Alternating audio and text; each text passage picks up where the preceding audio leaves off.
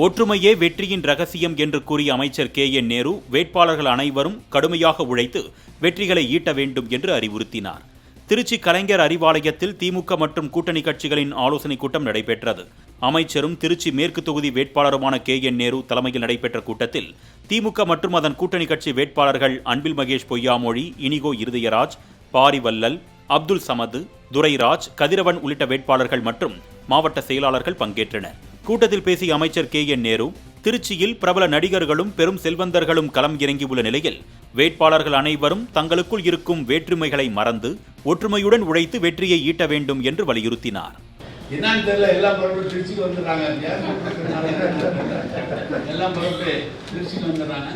இதில் நாம் கண்டிப்பாக இந்த தேர்தல் நாம் வெற்றி பெற்றாக வேண்டும். ஒரு பக்கம் மிகப்பெரிய செல்வந்தர்கள் வந்திருக்கிறார்கள், ஒரு பக்கம் நடிகர்களாக இருக்கிறவர்கள் வந்திருக்கிறார்கள். இதற்கிடையிலே பணியாற்றுகிற நாம் ஒற்றுமையாக இருந்து பணியாற்ற வேண்டும். ஒற்றுமையே வெற்றியின் ரகசியம் என்று கூறிய அமைச்சர் KN நேரு வேட்பாளர்கள் அனைவரும் கடுமையாக உழைத்து வெற்றிகளை ஈட்ட வேண்டும் என்று அறிவுறுத்தினார். திருச்சி கலைஞர் அறிவாலயத்தில் திமுக மற்றும் கூட்டணி கட்சிகளின் ஆலோசனைக் கூட்டம் நடைபெற்றது.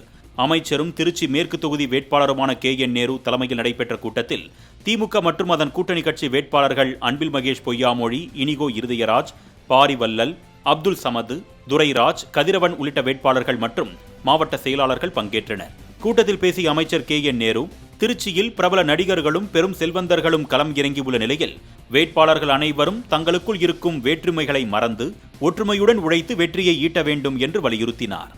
என்னன்னு தெரியல, எல்லாம் பரப்பு திருச்சிக்கு வந்துடுறாங்க. எல்லாம் பரப்பு திருச்சிக்கு வந்துடுறாங்க. இதில் நாம் கண்டிப்பாக இந்த தேர்தல் நாம் வெற்றி பெற்றாக வேண்டும். ஒரு பக்கம் மிகப்பெரிய செல்வந்தர்கள் வந்திருக்கிறார்கள், ஒரு பக்கம் நடிகர்களாக இருக்கிறவர்கள் வந்திருக்கிறார்கள். இதற்கிடையிலே பணியாற்றுகிற நாம் ஒற்றுமையாக இருந்து பணியாற்ற வேண்டும்.